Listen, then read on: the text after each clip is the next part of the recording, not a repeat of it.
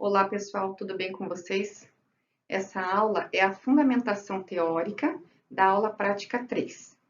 Bem, algumas semanas já demos início às aulas práticas e, em função dos laboratórios que ainda não estavam prontos e em função agora do confinamento da pandemia, se faz necessário a aula prática desta forma, né, através da videoaula. Não acontece prejuízo nenhum para vocês, porque a aula prática, ela acontece em dois momentos.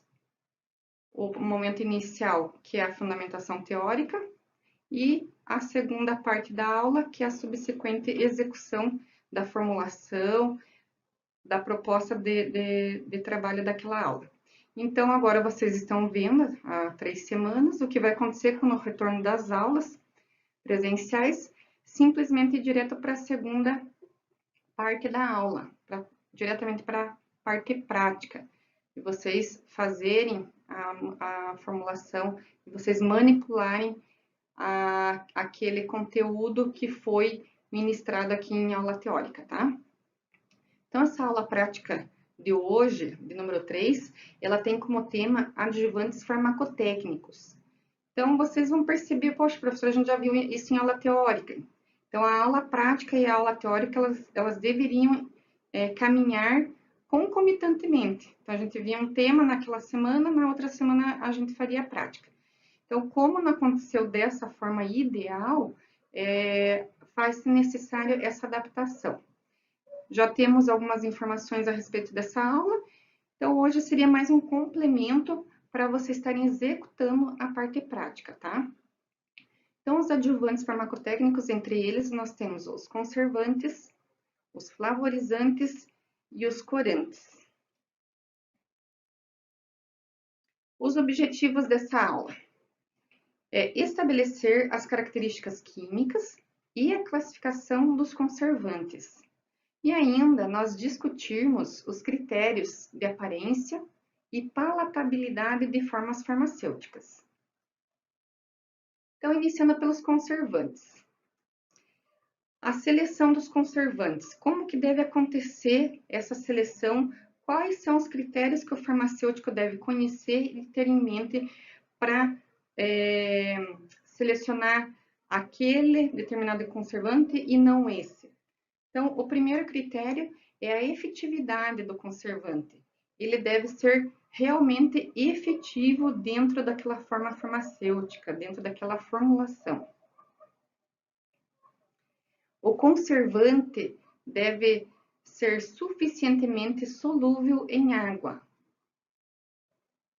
Ele ainda deve ter elevada fração que não se dissocia no pH. Então, lembra lá do pK, vocês acho que vão estudar melhor ano que vem na farmacologia, mas é a questão da fração dissociada e a fração não dissociada ou molecular. Então, o conservante ele tem que se manter numa elevada fração não dissociada em qualquer que seja o pH, tá?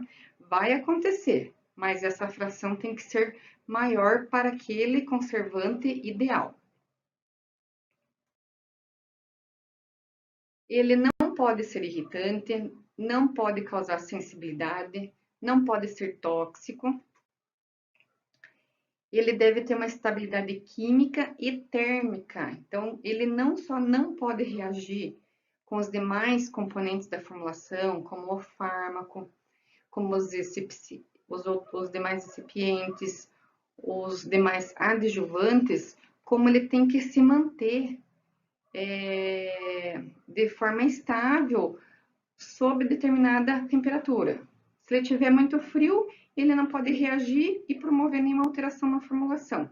E da mesma forma, se você tiver um aquecimento, uma temperatura elevada, você também não pode ter um conservante que vá promover algum tipo de alteração e comprometimento da fórmula farmacêutica, tá?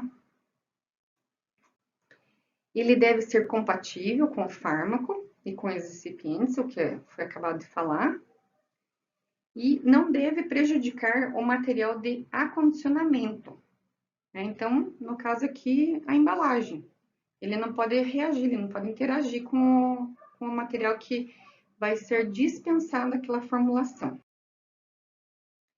Os principais conservantes para as formas farmacêuticas de uso interno. Então, vocês receberam o material da apostilinha, né? Essa videoaula e os slides dessa aula que eu vou estar enviando em PDF é só um material a mais, né? A nossa aula prática seria e será apenas a apostila, que também está de forma bem completa. Então, aqui eu trouxe para vocês uma parte daquela tabela que já está no material de vocês na apostila. Então, uma tabela que engloba o conservante, relaciona a concentração usual dele, qual que é o espectro antimicrobiano que ele tem, que ele proporciona, né? Quem que ele vai inibir o crescimento, ainda qual que é o pH de estabilidade daquele conservante, a sua solubilidade e a incompatibilidade. Tá? Então, o sistema conservante, pessoal, é um tema assim bem complexo. Há farmácias que utilizam apenas um conservante, mesmo tendo a ciência que existe necessidade por vezes, uma mistura de conservante para você poder abranger todos os micro-organismos e garantir que aquela fórmula vai estar dentro de um prazo X que você estipulou de conservação, né? Então, é um material que vocês devem sempre estar olhando e sempre estar estudando, tá? Porque sempre tem conservantes novos, a informação sempre vai aumentando e a própria associação entre eles sempre vai acontecendo de forma nova, de forma experimental. Então, tem farmácias que fazem a sua experiência, né, dá certo, manda para análise e pode se tornar uma prática. É isso que eu gostaria de falar. Então, vamos dar alguns exemplos só dessas tabelas, não vou ler todos, né, para não ficar maçante, vocês têm esse material aí com vocês. Então, nós temos o benzoato de sódio ali na segunda linha. Ele é bem comum, bem aplicado, a concentração usual dele é de 0,1 até 0,2%. Ele tem uma ação antimicrobiana contra gram-positivo, fungos e leveduras. Tem um pH de estabilidade de 2 a 5, é solúvel em água e em etanol. E tem as seguintes incompatibilidades: com caulin, proteínas, glicerina, tensoativo não iônico, por exemplo, aqui o Twin 80, e compostos quaternários e gelatina. Então, tem alguma formulação, surgiu a dúvida, tem que abrir o livro, tem que ir atrás da informação e ver se é possível ou não colocar aquele conservante para aquela formulação, tá? Um outro exemplo bem clássico aqui nessa tabela é o Nipagin M, né, metilparabeno ali na última linha, 0,015 a 0,2. Né, ele como o benzoato contra gram-positivo, fungo e levedura. Mas já tem um pH de estabilidade maior, de 3 a 9,5. Além de ser solúvel em etanol, propileno glicol, glicerina, água tépida. O que significa água tépida aqui? Então, os parabenos, não só o Nipagin, eles são solúveis em água quente, tá? Tem que fazer um QSzinho do conservante com água quente. Você solubiliza ali, aí você incorpora na tua formulação. O Nipagin, ele é incompatível com tensoativo não iônico, metilcelulose, gelatina e proteínas, além de sais de ferro e álcalis. Continuando na tabela, tem ali o exemplo na terceira linha, quarta linha. Clorexidina, que a gente até viu na aula da semana passada, é um antisséptico, concentração dele é bem baixinha também, de 0,01 a 0,1%. E ele tem um espectro contra gram-positiva, gram-negativa, mas é pouco ativa contra pseudomonas e pouco ativa contra o fungo. Tem um pH de estabilidade de 5 a 8 e é incompatível com tensoativo aniônico, alginato de sódio, goma. Pode ser parcialmente inativado por lecitina, que é uma proteína, e Twin 80. Aqui, nesse terceiro slide, nós temos aí um que chama bastante atenção, que é o fenoxietanol. Ele é relativamente novo, né? Diante de um parabeno, ele é novo. Com o nome comercial de fenoxitol ou queminol F, tá? Ele tem a concentração de 0,5 até 2%, ativo contra gram-negativos e pseudomonas, mas pseudomonas tem que usar aí uma concentração mais alta para poder garantir essa ação antimicrobiana. Tem uma ampla faixa de pH, então dá para usar bem tranquilamente. E ele tem compatibilidade porque é inativa por diluição, né? Se você fizer uma diluição muito alta dele, ele vai acabar que não vai ter ação. E o uso de agentes emulsificantes não iônicos, como o Twin 80. E nesse último slide da tabela, que vocês têm na apostila, chama atenção aí para a mistura de conservantes, chamados blends, né? Este blend aí se chama comercialmente Fenonip. O nome dele tá lá no final, depois da composição, entre parênteses, com a marca registrada. E ele tem o butilparabeno, etilparabeno, metilparabeno, propilparabeno e fenoxietanol. Então, ele tem toda a família dos parabenos e mais o fenoxietanol. A concentração usual é de 0,2 a 0,8 e ele tem um amplo espectro, abrange fungos, leveduras, bactérias, gram-positivo, gram-negativo, né? E ainda a atividade contra pseudomonas.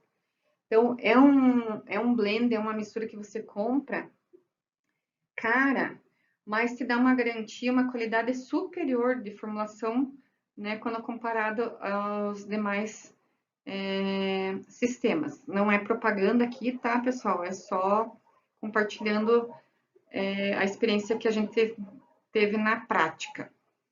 Ele tem um pH de 3 a 8 e, no caso, as incompatibilidades são todas aquelas que competem para parabeno ou para fenoxietanol. Agora pulamos de conservantes para flavorizantes, que a gente viu na aula teórica uma boa parte aqui da informação desse adjuvante. Então, ele vai conferir aparência e palatabilidade, certo? Essa palatabilidade, ela é por conta da flavorização nas preparações líquidas administradas por via oral, principalmente, né? Não tem razão de ser em outra forma farmacêutica. Ela vai depender das características dos fármacos. Então, lembra que a gente viu lá, a maioria dos fármacos se apresentam de forma amarga ao sabor, né? Então, vamos recapitular e classificar aqui esses fármacos. Quando é sabor ácido, o fármaco é causado por esse sabor ácido, ao fármaco ele é causado por substâncias ácidas, sendo sua intensidade proporcional à concentração de íons hidrogênio. Então, quanto mais hidrogênio, mais sabor ácido ele vai ter. Sabor salgado está associado a compostos inorgânicos, né, os íons, ou de baixa massa molecular. São os sais ionizados aqui os maiores exemplos. O cloreto de sódio, né? o sal de cozinha, que a gente usa muito na farmácia de manipulação. E o sabor amargo, a maioria das substâncias que proporcionam a sensação de amargo é de origem orgânica. Então, o salgado, lembrar que ele é de origem, deriva de sais ionizados. E o amargo, origem orgânica. Então, substâncias orgânicas de cadeia longa que contêm nitrogênio são mais predominantes ainda esse sabor amargo.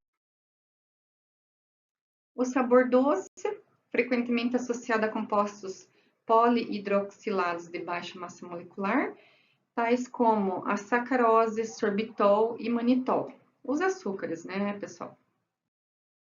Então, um resumo aqui. Aumento do número de hidroxilas vai promover um aumento na doçura do fármaco. Presença de nitrogênio vai conferir amargor ao fármaco. E ácidos orgânicos vai conferir um sabor azedo, né? Lembrando que o inorgânico leva para o salgado. Alguns exemplos aqui de flavorizantes com quem eles combinam mais, que já foram testados. Então, o cacau, que é o chocolate, mascarar o sabor amargo. Frutas cítricas, fármacos azedos ou amargos. Canela, laranja e framboesa para fármacos salgados. Tá? E ainda dentro dessa questão da aparência, da palatabilidade, nós temos corantes. Então, os corantes também vão promover até a adesão ao tratamento pelo paciente. Uma criança, né, vendo uma solução de cor avermelhada, para ela vai ficar bem mais atrativo, porque ela lembra já que aquilo é doce e agradável ao paladar. Então, ela fica mais receptiva. Então, os corantes são adicionados em produtos farmacêuticos de uso interno e eles devem ser atóxicos e farmacologicamente inativos, assim como foram os conservantes, né, e os flavorizantes. Eles não devem ser empregados para mascarar produtos de baixa qualidade e só devem ser utilizados corantes certificados para administração em alimentos, fármacos e cosméticos. E o órgão que regula toda essa exigência é o FDIC. Então, nós conhecemos o FDA, né?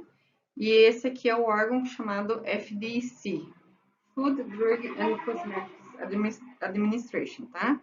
Então, só para vocês terem, assim, a noção de que os corantes, eles devem passar também por testes de qualidade, né? E são só aqueles permitidos pela FDC. Então, alguns exemplos aqui, tá? De corantes aprovados por esse órgão, levando em consideração a estabilidade deles em meio ácido, em meio básico, ou sob o efeito de luz, agentes redutores, agentes oxidantes e valor de pH. Esse valor de pH aqui que eles publicaram é para solução corante a 1%, tá? Marque lá, deve também ter essa informação na apostila de vocês. Então, o primeiro exemplo ali, azul brilhante, o azul número 1. Então, ele tem uma estabilidade moderada em meio ácido ou básico. Ele tolera bem, ele se mantém bem sob a ação da luz.